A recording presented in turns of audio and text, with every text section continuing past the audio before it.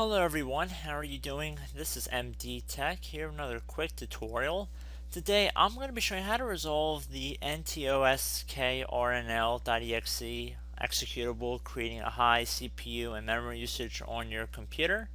So this can be especially annoying if you have very limited memory available on your computer and it's really bogging everything down.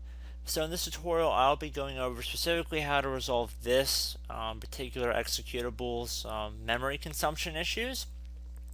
So very straightforward here. I'm going to have this text in the description of this video. So what you're going to do is basically paste it into a notepad file on your computer.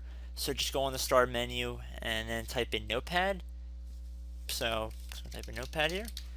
You would click on this. The icon is a little notepad if you guys have never done this before.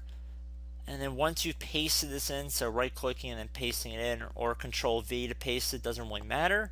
You would left click on the File tab at the top left, and then left click on Save As.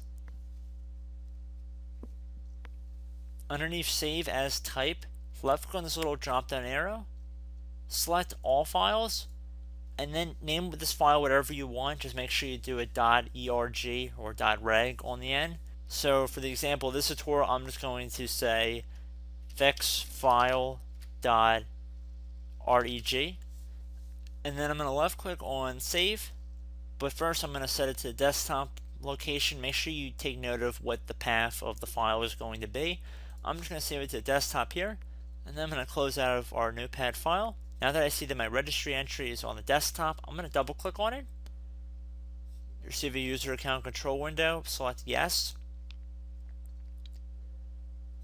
Whenever you modify the registry, you're going to get this notification saying that adding information can change or delete values and cause components to stop working correctly. Are you sure you want to continue? Select yes. The keys have been added successfully. Okay.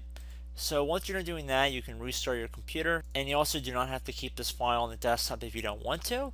If for some reason you have an issue with this file, you can open this file back up in Notepad and locate the path of the file and then delete the keys if for some reason you had a problem, which is really not that hard to do because all you have to do is just right click on it, left click on Open With,